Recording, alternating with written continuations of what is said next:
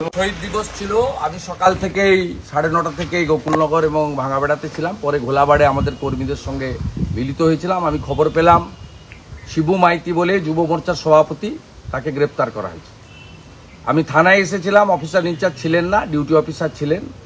Civil ড্রেসে আইও পরিচয় দিলেন এবং যে ধরনের কথাবার্তা, এই ধরনের কথাবার্তা জুডিশিয়ারি কোর্টে হয়, রাজ্যের বিরোধী দলনেতার সঙ্গে এবং দুজন ল মেকার এমএলএ, তাদের সঙ্গে যেভাবে আচরণ বা কথাবার্তা বলা উচিত মমতা পুলিশ সেটা করেনি।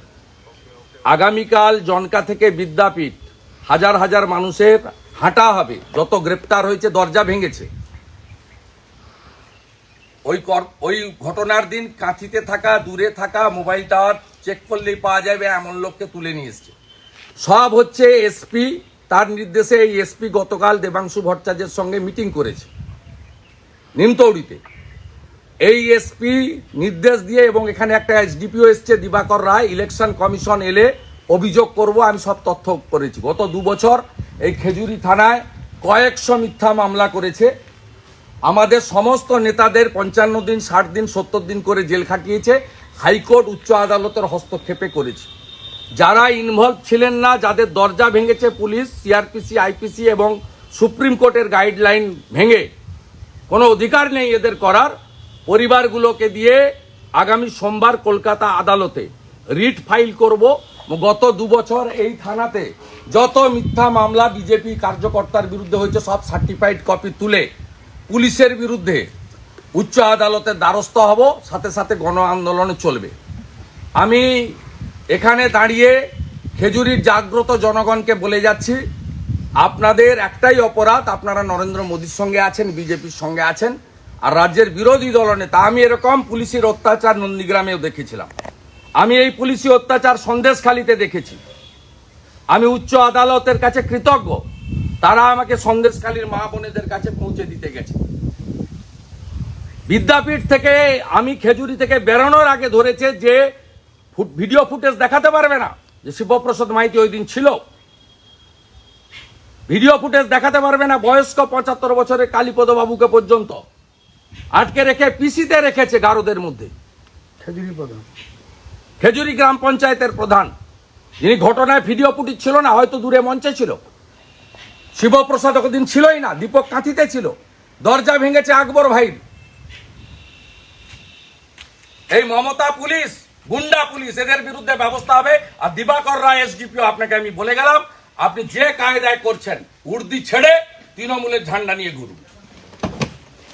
কালকে দেখা হবে এই সব গ্রামের লোক জড়ো, 20,000 লোক জড়ো। তোলামূল মালেই দুর্নীতি।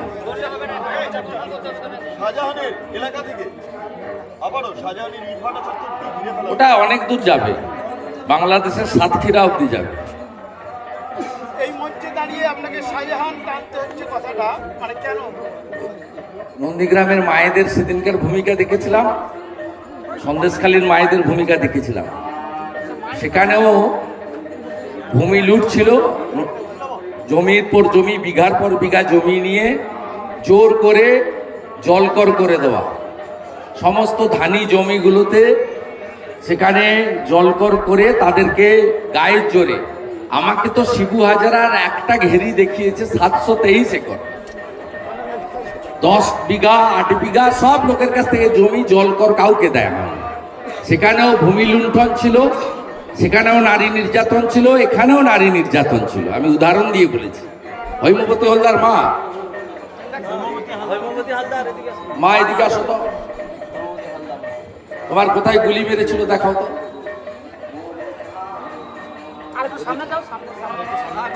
দেখতে পাচ্ছেন এর মার উপর অত্যাচার হয়েছে।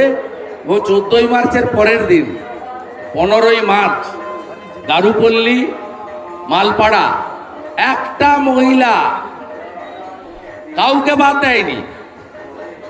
সেদিনও প্রধান আসামি ছিল পুলিশ। যে দল করে থাকুক না কেন, আমি বলবো না, আমি বলবো সেদিনও পুলিশ এই ভূমিকা নিয়েছিল, শাসককে এলাকা পাইয়ে দিতে হবে।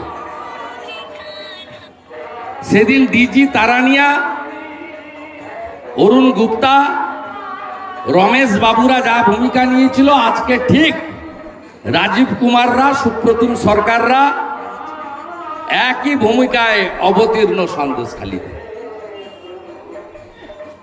তাই নন্দীগ্রামে গণ আন্দোলনের সময় আমরা বলতাম 42-এ ব্রিটিশ বিরোধী আন্দোলন মাতঙ্গিনী হাজরারা যেভাবে করেছিলেন, রাস্তা কেটে কাঠের গুঁড়ি ফেলে, তখন ওই থাম্বা ছিল, সেই থাম্বা ফেলে, ঠিক একইভাবে নন্দীগ্রাম করেছিল 42-এর আন্দোলনের মতো। আবার নন্দীগ্রামে যে আন্দোলন হয়েছিল মাতৃশক্তি দেবী শক্তি, কাউকে ভয় না করে একদম চোখে চোখ রেখে, সেই একই লড়াই সন্দেশখালীতে টিভিতে আপনারা দেখেছেন, আমি নিজে দেখে এসেছি। মোট 5 বার যাওয়ার চেষ্টা করেছি, 4 বার যেতে পেরেছি। একবার আটকেছে সায়েন্স সিটিতে, কোর্টের অর্ডার নিয়ে নৌকো চেপে আমি ভিতরে ঢুকে মায়েদের পাশে দাঁড়িয়েছি। সব গুন্ডা নিকেশ হবে, কোনো গুন্ডা বাইরে থাকবে না।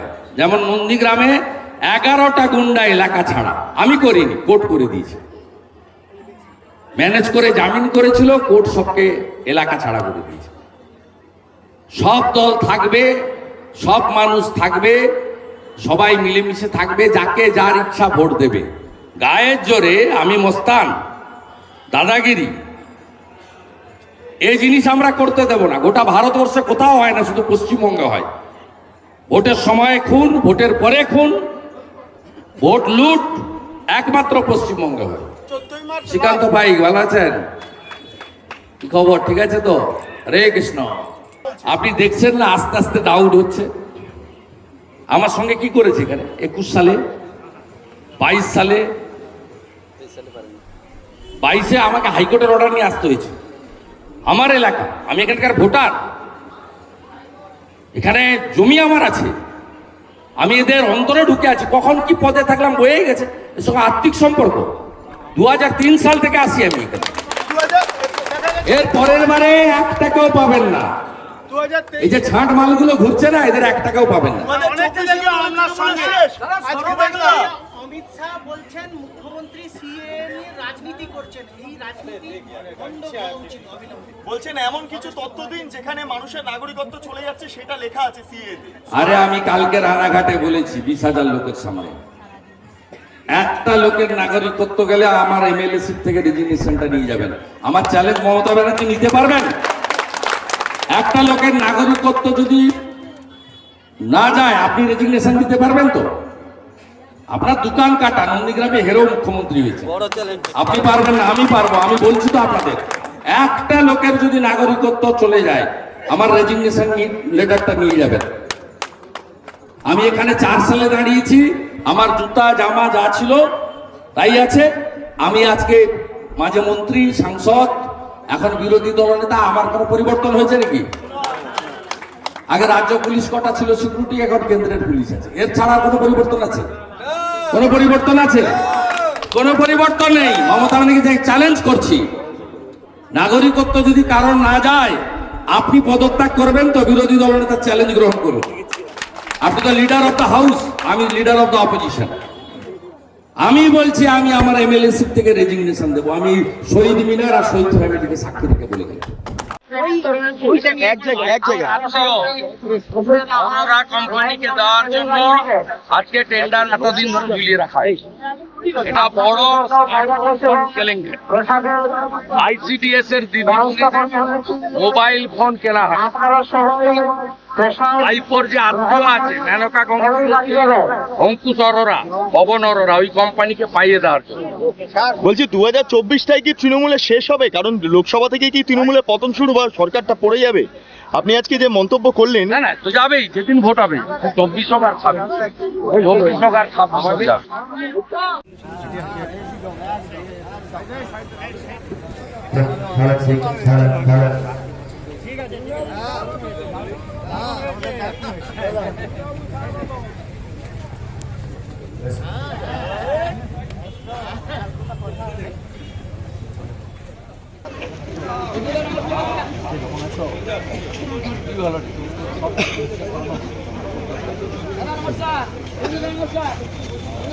নমস্কার। সরে